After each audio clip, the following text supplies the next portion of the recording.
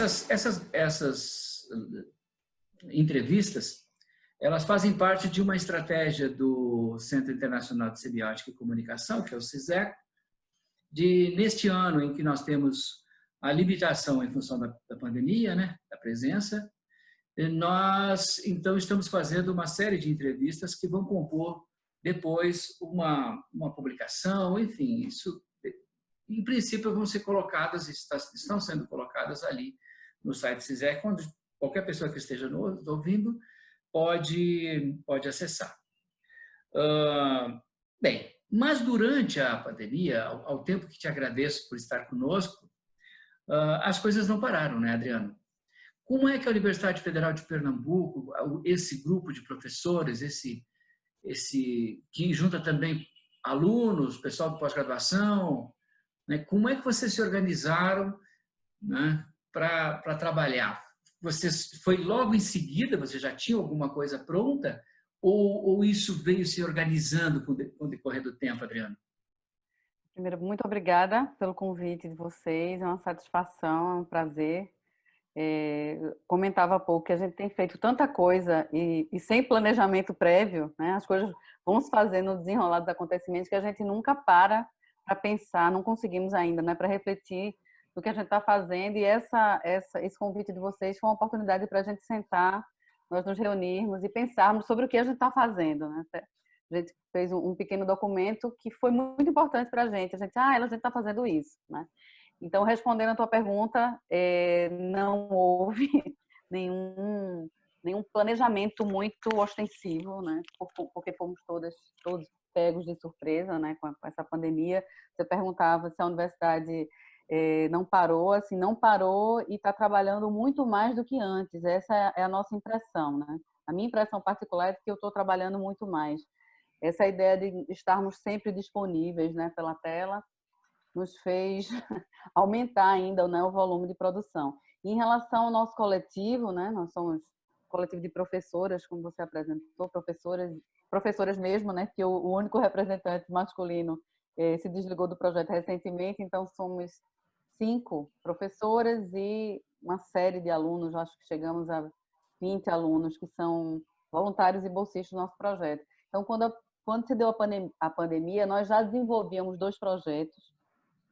Um é o Fora da Curva, que era um projeto já de extensão há 4 anos, né, que é um projeto de jornalismo radiofônico, diário, ao vivo, então era um projeto que nos consumia muito já. E nós também já desenvolvemos comunicação pública coordenando a Rádio Paulo Freire, a Rádio Universitária Paulo Freire, que é uma coordenação do nosso departamento de comunicação. Então, a gente estava com essas 2 atividades. Passamos, eu acho que 1 ou 2 semanas parados, né, porque a gente não tinha condição de ir ao estúdio, por conta de segurança de todas nós e das fontes também, dos alunos. Então, em torno dessas 2 atividades, a gente começou a pensar, junto com a própria universidade, com as próprias aulas, como é que a gente poderia fazer. Então, nossas atividades ficaram remotas e foram completamente adaptadas, né, para cobrir, digamos assim, para informar sobre o coronavírus e sobre a conjuntura política, né, que é um foco nosso do Fora da Curva. Então, a gente fez esse exercício de adaptação. Estamos fazendo, né? É um eterno work in progress, né? Um eterno fazer. Mas o fato de vocês terem um embrião facilitou as coisas, não é? Quer dizer que eu acho que nesse momento em que se tem dificuldade de contato entre as pessoas para reuniões e tal, iniciar um programa novo do zero é possível, mas quando você já tem um germe, ficou um pouco mais facilitado, né, Adriana? Isso, ficou porque a gente já tinha um modus operandi, né? Embora ele tenha sido modificado. A gente tem um programa ao vivo, no estúdio, de entrevista, as pessoas iam ao estúdio. Então, a gente não está indo ao estúdio. O estúdio é a nossa casa, né? Casa das professoras. As temáticas também foram alteradas. Enfim, a própria dinâmica, né, de feitura. Mas, sem dúvida, né? Já ter esses projetos em andamento facilitou bastante. Embora a partir deles foram criados projetos completamente novos, né? Mas, sem dúvida, facilitou bastante o fato de a gente já está desenvolvendo esses projetos, né, anteriormente, sem dúvida. Uma coisa, o papel da universidade, especialmente a universidade pública, nesse momento, ele é um papel importantíssimo. Passe o enquadramento em que as universidades públicas estão condicionadas, né? Exato. Como é que vocês estão elaborando, como é que vocês estão trabalhando isso? E qual a receptividade do trabalho de vocês? Mais uma pergunta excelente para a gente pensar, né, sobre o que a gente vem fazendo, sobre a gente refletir. O papel nosso é vital, sempre foi vital, né? O papel da universidade pública, gratuita, de qualidade, inclusiva, né, universal, é vital para qualquer possibilidade de germe democrático, né? E agora ainda mais. E estamos sob ataque, né? Já há alguns anos, agora esses ataques vêm se recrudescendo, vêm piorando, mas é a partir desse contexto, né, de descaso com a ciência, de desrespeito com a produção de conhecimento, que a gente se torna ainda mais importante, né? Nunca a produção de conhecimento foi tão necessária, foi tão urgente e foi tão também demandada, né? A gente sente, né, falando da recepção, a gente sente a necessidade das pessoas por informação de qualidade, mesmo aquelas pessoas que ainda insistem em desmerecer a ciência. Pode ser um pouco naive, um pouco até utópico esse pensamento, mas me parece que até essas pessoas que combatem ou tentam combater a ciência, no fundo querem dialogar com a ciência, querem entender o que é que está sendo feito e no que a ciência pode ajudar, né? Sim. Ela não é algo que passe ao largo, né? Ela é tão importante que é tão atacada, né? É verdade. E aí tem todo um conjunto de produtos que vocês foram elaborando. Eu gostaria que você falasse um pouco desses produtos, né, e como eles se inserem na comunidade. Né, Perfeito. A gente tem o Fora da Curva, né, que já é um projeto já consolidado há 4 anos, e o Fora da Curva tem agora se dedicado a tratar questões ligadas à pandemia, direta ou indiretamente, né? Então, a gente fala de absolutamente tudo, destacadamente conjuntura política e econômica do país, né, associado, obviamente, ao coronavírus, e também a gente faz análise crítica da mídia, que, assim, o trabalho da gente triplicou, né, até pela nossa preocupação, né, em analisar, junto com o público, junto com as nossas fontes qualificadas, a produção da nossa mídia. E, embora a gente não tenha ainda meios para mensurar de que forma o público está recebendo esse material e desenvolvendo junto com a gente esse material, empiricamente a gente já tem alguns indícios, né? E a gente também já fez alguns grupos focais para entender anteriormente a demanda das pessoas por informação e como é que está a receptividade em relação ao que a gente tem feito. De cara, eu posso dizer, sem medo de errar, que a gente ampliou o público, por incrível que pareça, tanto de fontes de informação quanto os nossos antes ouvintes, agora também espectadores, né? Que a gente está fazendo lives também. Essa ampliação de fontes para a gente foi riquíssima, porque se antes a gente tinha a dificuldade geográfica, né, do acesso, então muitas vezes a gente queria conversar com pesquisadores de fora do país ou que estavam no interior aqui de Pernambuco, no sertão, a gente tinha dificuldades, né, óbvias dificuldades para um programa ser ao vivo e em estúdio. E agora a gente está conseguindo falar com quem a gente quer.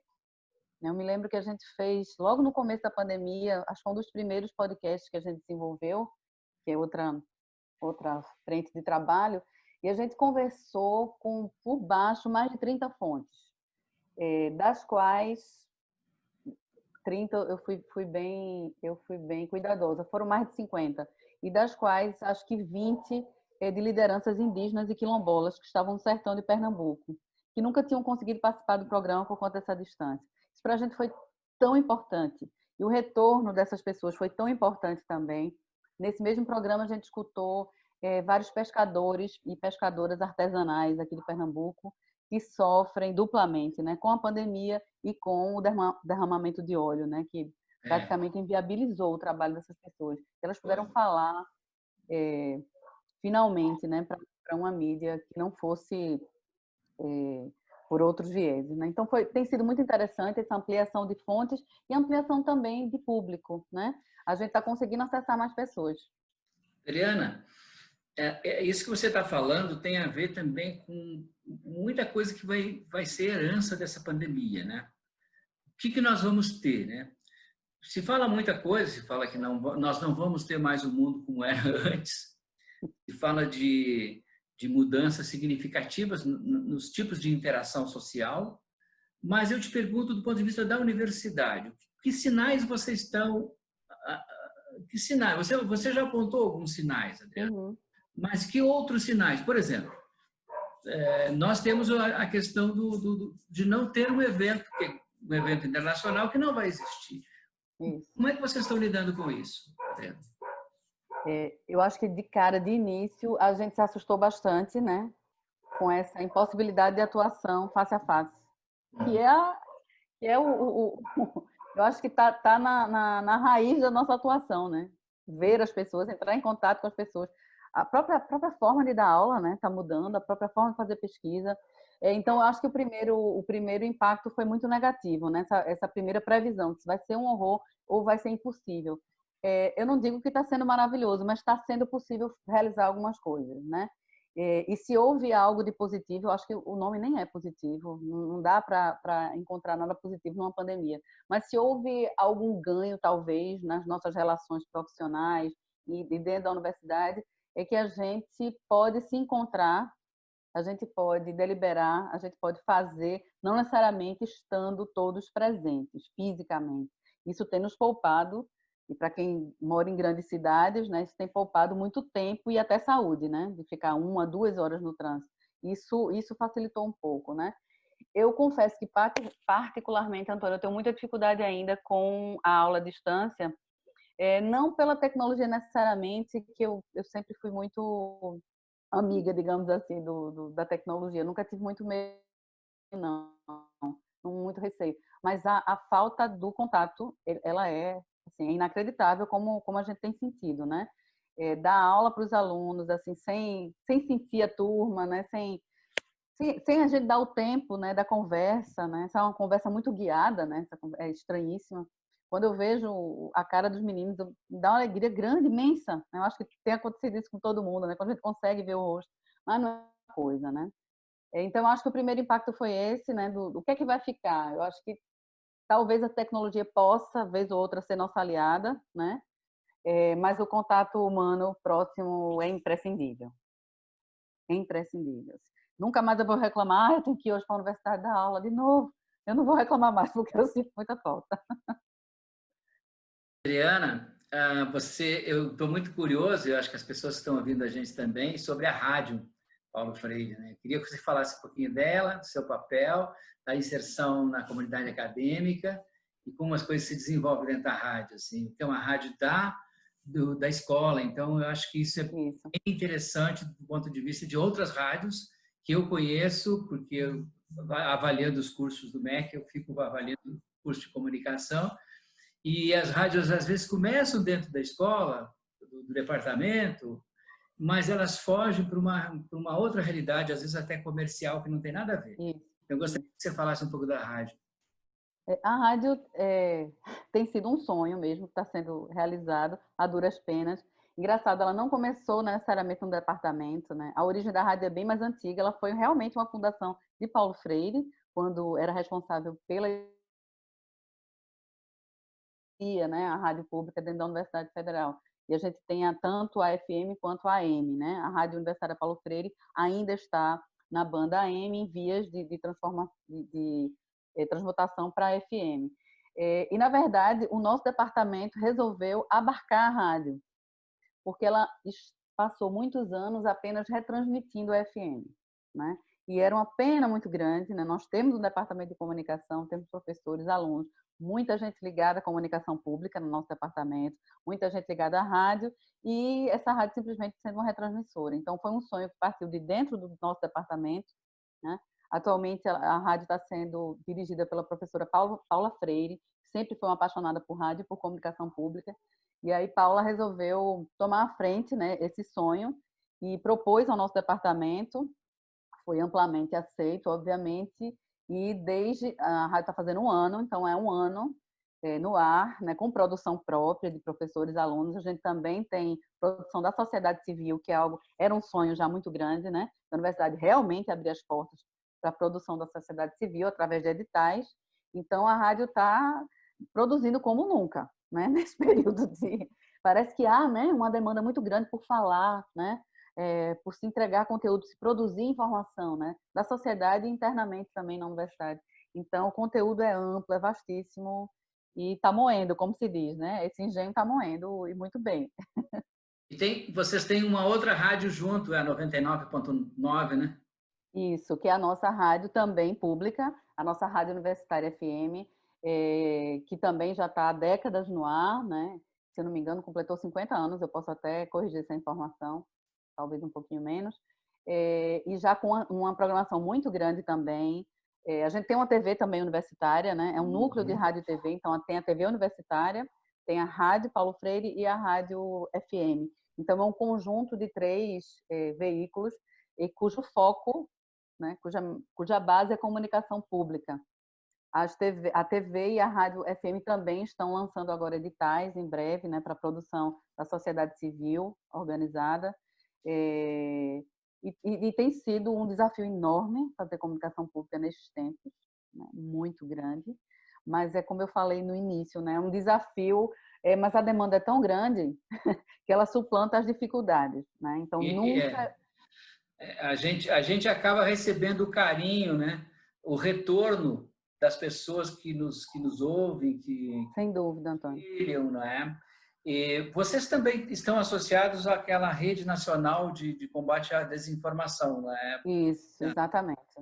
É uma Isso é rede, né, importante, não é? Porque aí fica uma coisa sim, que não fica isolada, não é uma coisa de um grupo de professoras ou de Pernambuco, é uma rede, né, que está se formando, exato. consolidando. Está indo bem esse trabalho, né, Adriana, no Brasil? Bastante, né? Uma rede que começou, ela foi idealizada, né, lá na Universidade Federal do Piauí, e hoje eu acho que já há mais de 100 coletivos, tanto de universidades quanto de jornalismo independente, né, participando com produção de conteúdo, com foco em combate à desinformação, né, com foco a combate a notícias falsas, a fake news, e também produção. É interessante, né, que a rede e os produtos, né, ligados à rede não só trabalham na base do combate à desinformação, mas como também produzem informação de qualidade, e a maioria delas ligada à informação produzida dentro das universidades, né? Dentro dos institutos de pesquisa, que é mais uma vez, fazendo menção àquela sua pergunta, né? Mais uma vez a gente mostrando a importância da universidade pública, né? E da pesquisa no Brasil, né? Quando a Para gente tem fazer isso avançar, né, Adriana? Porque senão o negócio isso, é complicado aí. exato, é um rolo compressor e a gente tem que segurar antes que ele nos destrua, né? Nos passe por Nesse cima. sentido, eu queria te ouvir sobre essa questão do professor e o seu engajamento enquanto educador, né? Voltando um pouco a Paulo Freire, né? Isso. Quem é o educador, né? Aquela coisa de construção, de pegar junto, de compromissos, né? Que são inatos à carreira do mestre, de um professor realmente comprometido, né? Exato. Eu gostaria de ouvir vocês, como é que vocês estão, eu sei que vocês se movimentam também nessa base, que não é só teórica, mas que é basicamente uma prática diferenciada de ação junto às comunidades e junto aos seus próprios parceiros, né? Seu coletivo.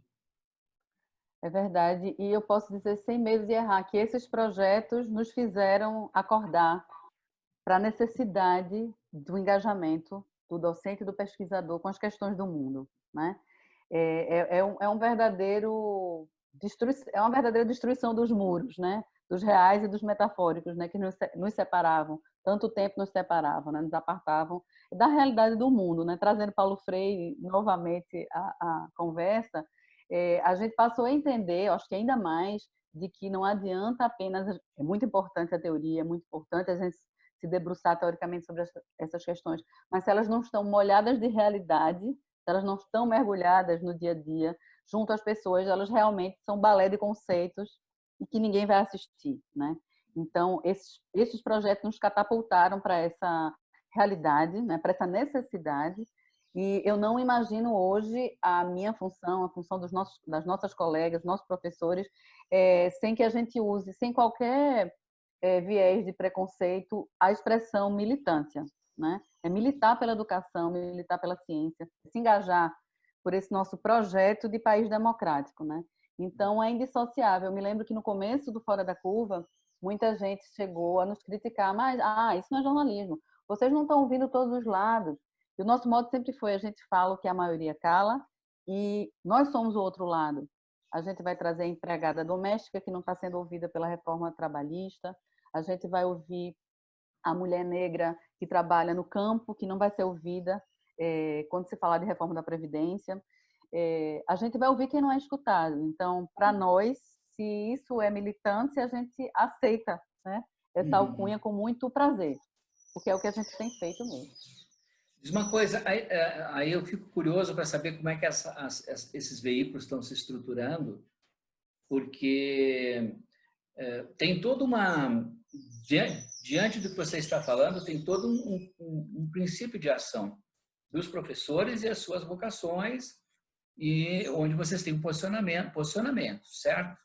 Sim. Mas atrás disso tem todo um corpo diretivo. Como é que isso está sendo elaborado, Adriana? Como é que isso é possível, né?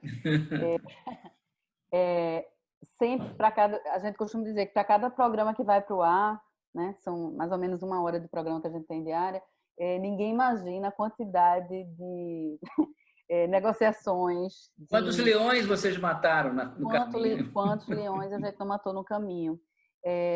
A quantidade de ameaças mesmo que a gente já recebeu, a quantidade de tentativa de censura que a gente recebeu. Não tem sido fácil, e agora ainda mais difícil, né? Eu me lembro que há uns anos o ex-reitor da universidade ele precisou ir a público nos apoiar e foi muito importante para a gente no momento que a gente estava sendo muito atacado, né, por setores da extrema direita conservadora brasileiros, e ele foi a público dizer: enquanto eu estiver aqui, esse programa tem todo o meu apoio, porque a comunicação pública, com respeito à democracia, e o norte do trabalho das meninas tem sido respeitar a Constituição brasileira. E foi muito importante esse apoio, né? Da administração, como você diz. Temos recebido também apoio da recente, da nova administração. Temos conseguido, a duras penas, uma bolsa ali, outra aqui para os alunos, né? E, por enquanto, temos conseguido, né, matar os nossos leões, estamos ilesas, espero que assim consigamos, mas tem sido realmente bem difícil, né? Bem difícil. Não é um ambiente favorável para fazer jornalismo e nem comunicação pública, né? Adriana, a gente sabe que fala de um coletivo. Você falou de 5 professores, um professor saiu. Você diria que a média dos docentes, dos nós docentes, ela está caminhando para uma maturidade ou para alguma coisa diferente? Como é que você vê nosso grau de consciência com relação a essas problemáticas e o quanto nós, professores, né, precisamos dizer sim, dizer presente, né? Estou dizendo isso pelo seguinte, quer dizer, você tem um coletivo, mas tem mais gente interessada ou mais gente desinteressada? Mais gente interessada. E eu acho que desde 2016 a gente tem se acordado para a necessidade, né, de posicionamento, né, de dizer a que viemos, de dizer pelo que lutamos, né? Então, eu falo até particularmente, né? Até pouco tempo, eu me sentia muito confortável em não necessariamente ter mais do que um projeto de extensão ou ter mais do que um projeto de pesquisa. E muitas vezes esse projeto era de interesse, às vezes, pessoal ou de interesse dos alunos. E hoje eu me vejo na necessidade de ampliar esse espectro de atuação, né? E um objetivo comum, apesar de até utópico, né? Vamos restituir a democracia brasileira. Então, a gente tem que arregaçar as mangas e dar a cara a tapa e trabalhar em cima disso. E eu acho que esse coro, ele tem aumentado, sabe? Esse cordão, ele tem se expandido. Somos um coletivo relativamente pequeno, mas a quantidade de apoiadores que a gente tem dentro e fora da universidade é incrível. É gigante, cada vez chega mais um. Um dos trabalhos interessantes que você falou é a questão dessa identificação das fake news. Isso. E nesse momento histórico que nós vivemos, é uma crise intensa com relação aos critérios de verdade. O que é verdade? Então, para uma boa parte no Brasil, a verdade tem sido a mentira. Verdade. Então, eu gostaria de saber como é que vocês estão trabalhando com essa temática da questão do monitoramento das fake news. Esse projeto é extraordinário. Esse projeto está sendo capitaneado por duas professoras, que é a Ivana Festini e Cecília Almeida, né? Elas estão mais à frente do Coronavírus em Xeque, que é um projeto de pesquisa, de extensão também, e de atuação também de produção jornalística, né? E você veja como é louco isso. A gente está perdendo, entre aspas, muito tempo desmentindo absurdos, desmentindo coisas tão estapafúrdias, óbvias, né? Que em qualquer outro tempo da humanidade você faria, meu Deus, gente, eu acho que talvez nem prestasse atenção nesse tipo de coisa, né? E a quantidade de tempo, de trabalho, de esforço que a gente está despendendo para desfazer esses nós. Então, é um projeto incrível, de monitoramento, de basicamente toda e qualquer informação que saia sobre o coronavírus no Brasil. Em todas as mídias, Adriana? Vocês Em elegem todas as mídias. todas as mídias? Em todas as mídias. O foco mais tem sido em publicações de internet, né? Porque o monitoramento tem sido mais fácil, mas há também levantamento em outras mídias, mas o foco tem sido realmente nas mídias digitais, né? E é um trabalho muito extenso, com auxílio de tecnologia, que a professora Cecília Almeida tem se debruçado, e os resultados são incríveis. E a forma de comunicação desses resultados também tem sido massa. Porque... É isso que eu estou curioso para saber. Porque aí você tem o resultado, né? Isso. Tudo isso, não é só desmentir, tudo de né? fake news, mas você tem que dar curso nisso para que eles... Isso. Né? Exato. Não é só desmentir, né? Até porque não faz muito sentido só desmentir, né? As pessoas muitas vezes vão desacreditar ainda mais. Mas é como comunicar, né? O que pode ser verificado, né? O que pode ser comprovado. Isso tem rendido uma série de produtos de comunicação, né? Então, isso tem rendido podcasts, isso tem rendido entrevistas, conteúdos para o WhatsApp, que tem sido um grande catalisador de mentira, né? Então, a gente tem se utilizado da mesma ferramenta para catalisar verdades, né? Ou construções de verdade, né? Ou busca por informação. E esse projeto tem vários vieses, né? Está indo para pesquisa também, junto com pesquisas desenvolvidas agora na pós, está rendendo artigo, mas está rendendo também contato com o público, né? Como é que esse projeto como é que ele se articula com o coronavírus em Xeque? Assim, um articula o outro ou não, Adriana? A Adriana... esses três projetos congelou. começam... Eu só vou repetir de novo, porque congelou um pouquinho a sua imagem. Voltou agora? Voltou. Eu perguntava como isso articula com o coronavírus em Xeque, essa atividade do fake news. Pronto. O coronavírus em Xeque surgiu justamente para fazer essa desarticulação das notícias falsas. Então, o objetivo é colocar em xeque as notícias falsas sobre coronavírus, né? Esse é o projeto que é de pesquisa e extensão e também de produção noticiosa. Aliado a ele tem o Saúde é o Tema, que é um programa para rádio e drops também ao longo da programação, específico para orientar as pessoas em relação a questões de saúde durante a pandemia. E o Fora da Curva, que traz mais a questão da análise crítica da mídia e da conjuntura política. Então, a gente está tentando, com esses três projetos, né, com essa pirâmide, dar conta, né, do desmantelamento ou a tentativa de desmantelar as notícias falsas, as informações de qualidade, né, e a conjuntura política para a gente entender como isso tem se articulado, né? Porque as fake news elas não surgem do nada, né? Elas têm um propósito, né? Tem um propósito. Adriana, essas atividades todas, quer dizer, elas ficam no âmbito da universidade, se ampliam para o Estado não é tão grande, mas pelo que você está falando, tem repercussão fora, né? Tem bastante, porque como a gente também tem feito muita produção via internet, nosso público é muito amplo, né? Ele realmente não é restrito. Mesmo quando a gente só atuava pelas duas rádios, a gente já fazia transmissão por streaming já. A gente já tinha se antecipado. Então, nosso público realmente ele é ampliado. E ao entrar na rede também, né, de combate à desinformação, a gente fica quase ilimitado, né, em relação à atuação. E a gente também conversa e dialoga muito com fontes e com e com o público de fora do estado, fora do Brasil, né? Sim, imagino. Então, Uhum. muita E pesquisa fora do Brasil. agora sim, as pessoas estão vendo a gente, porque eu quero assistir a Rádio Paulo Freire, eu quero participar de algumas dessas atividades, esse monitoramento das fake news, eu acho que isso interessa para todos, né? E como Isso. é que pode se ter acesso a esse trabalho de vocês, Adriana? A gente tá, como não temos muito recurso, a gente se espalhou por tudo quanto é mídia. Então, é possível achar a gente, por exemplo, o Coronavírus em Cheque, ele tem um site dentro do site da universidade, que é o ufpe.br. Então, já na home, na primeira página, tem uma aba sobre o coronavírus e entrando lá, todo o conteúdo do Coronavírus em Cheque está lá presente. A Rádio Paulo Freire está na internet.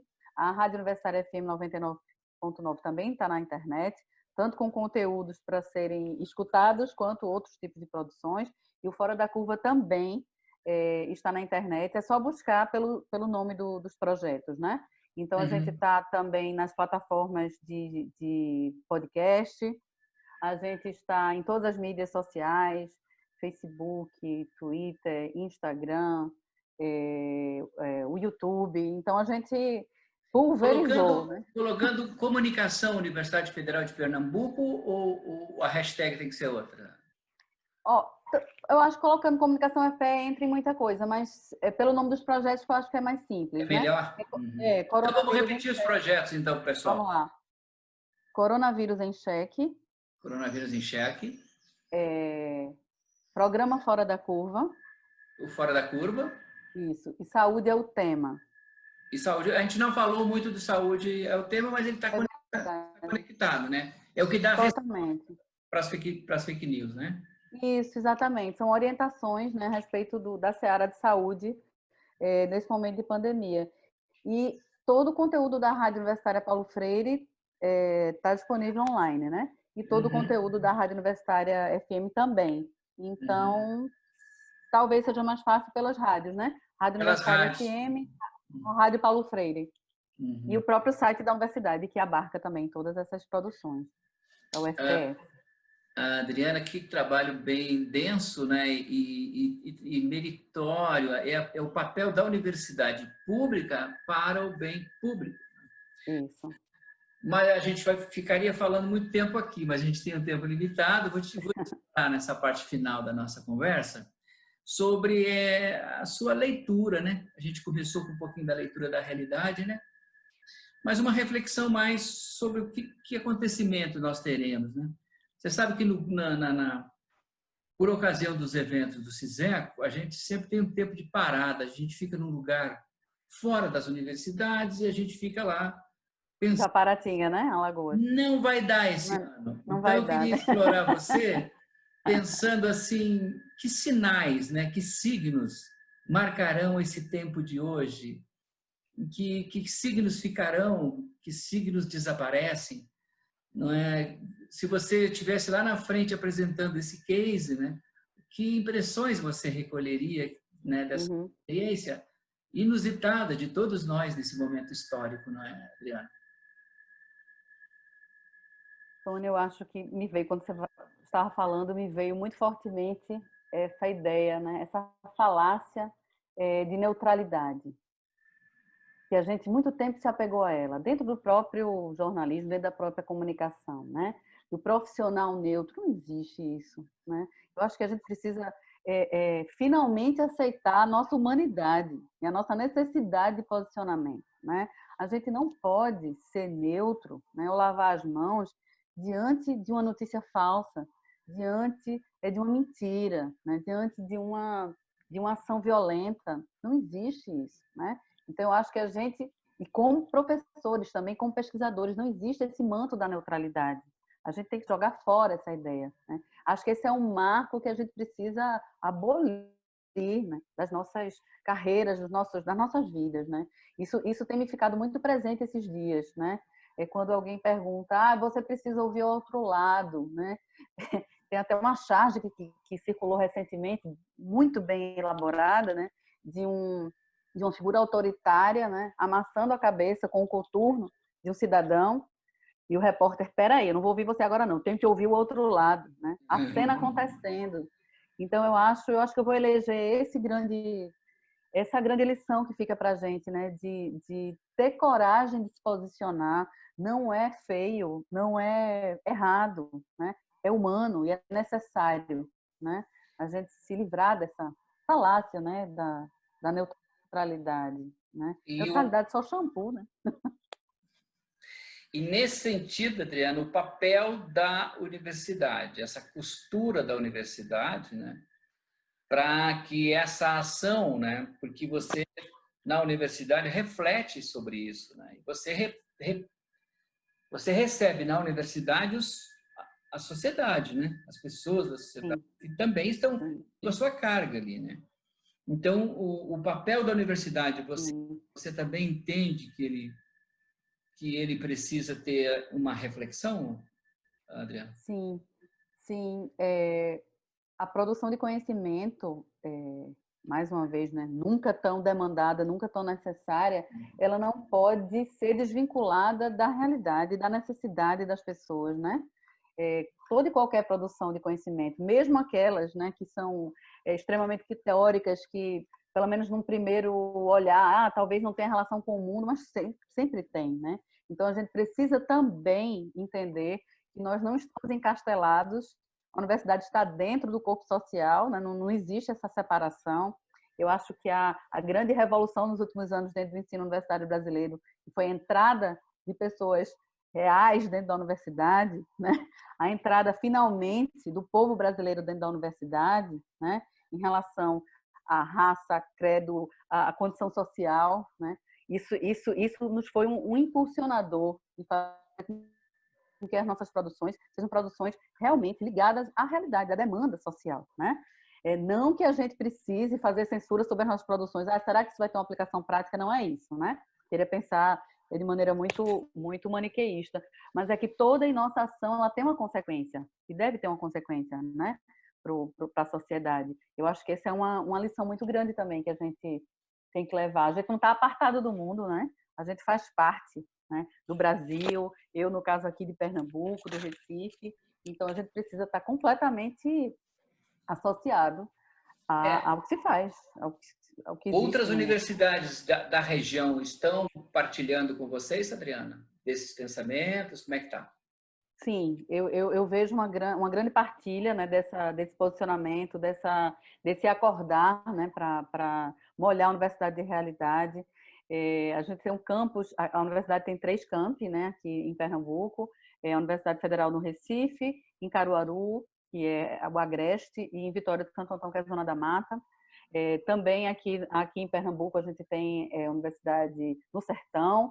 Então, todas irmanadas, né, nessa... Eu acho que no Brasil inteiro, né? Acho que É, o ensino público brasileiro está muito irmanado hoje. Nunca estivemos tão próximos, né, nessa distância da porque, pandemia, né, Antônio? porque nunca tiveram tão atacados também, não é? Isso, Então, isso fez com exatamente. que emergisse mesmo aqueles que são um tanto quanto indiferentes, que não querem se comprometer tanto, porque afinal de contas, não sei se vale a pena, Isso, mesmo essas pessoas, elas são tocadas no momento totalmente. em que o trabalho não vale a pena na universidade, que a universidade perdeu o seu foco, e Isso. outras coisas da universidade. Então, nesse sentido, eu sinto isso também. Eu sinto que as pessoas Sente? se uniram, e isso é bom. Isso é bom. Isso é bom. Força. Isso é Isso é força. maravilhoso. E É, tem os alunos que vêm emergindo aí, né, com as suas críticas, com a sua visão de mundo, né? exatamente. Exatamente. Enfim, o que você diria, né, é que podemos ter esperança? Sempre, né? Ariano Suassuna, que era um paraibano, mas fez toda a sua vida aqui em Pernambuco. Ariano tem uma frase muito interessante, né? Tem um pensamento muito interessante, né? Lhe perguntaram uma vez se ele era otimista ou pessimista, e ele dizia que ele era um Otimista, realista? Não. otimista ligado entre ser um pessimista que é chato, né, e otimista que é bobo, ele era um otimista realista, É, né? otimista, realista. Eu acho que é isso, né? A gente precisa, se a gente não tem otimismo, a gente não tem nem mote para andar, né? Então, para a gente seguir, a gente precisa ter um mínimo de otimismo, mas com dados de realidade. Então, é como você falou, não adianta, né, eu ficar encastelado lá na minha sala da universidade, achando que nada vai me atingir, que eu posso ficar fazendo só aquele meu ali, quando o mundo desaba, né? Então, eu acho que a gente tem como mudar, né? Mudamos tanto, né, no Brasil, na nossa frase de democracia, a gente já teve um gostinho de democracia, eu acho que a gente tem condições de ter novamente, e eu acredito, mas não é fácil. Os cursos de pós-graduação, vocês estão ligados ao jornalismo ou são temáticas genéricas? São gerais, né? São duas Gerais. linhas de pesquisa gerais. Gerais. Mestrado? Doutorado, mestrado e doutorado. Mestrado e doutorado. Isso. E Pernambuco tem toda uma história, né, Adriana? Tem que honrar essa história de Pernambuco, né? Pois é. A gente não conhece. Temos, né? É força de Pernambuco, menina. Pois é, é brasileira, né? Nossa história é uma história de luta, nossa história. Desde sempre, né? Desde sempre. Sempre houve embate, né? Sempre houve luta. Nunca foi moleza, não. Não, de forma alguma. De forma alguma. Agora está sendo um pouco mais difícil, né? Agora está mais difícil. Um pouco mais difícil. Mas nossas populações originárias vêm sofrido desde muito sempre. Tempo. Né? Eu percorri tem sobrevivido. Aí por conta do Brasil Sem Miséria, uns 4, 5 anos atrás, por essas terras pernambucanas, tendo contato com os quilombolas, né? Ah, que ótimo. É muito interessante a questão do quilombola. Vou espichar só um pouquinho, pedir licença. Por favor. Que a gente as encontra num não espaço. Porque a fazenda A, a fazenda B, não sobrou nada. Eles moram num lugar que não existe. Isso é impressionante. É um lugar, né? Eles sobrevivem, né? E tem força, né, Adriana? Muito. Recuperar isso, por meio do rádio, pela comunicação, é um trabalho das universidades. Não tem outro jeito. Sem dúvida. Só se me permite um complemento, né? Eu tive a sorte, a honra, a felicidade de ter um orientando, um aluno indígena do Acre, dos Naua, e ele ensinou muito, muito, muito, e às vezes eu abatida, e meu Deus, o que é isso no Brasil? Ele fazia: professora, isso não é novo, isso não é novo. Vamos olhar para a realidade da história dos indígenas no Brasil, né? A história da população negra no Brasil, né? Isso não é novo, mas a gente vai sair, né? A gente tem condição para sair. Resistência, essa é a palavra, né, Adriana? Exatamente, resistência com ação, né? Com ação.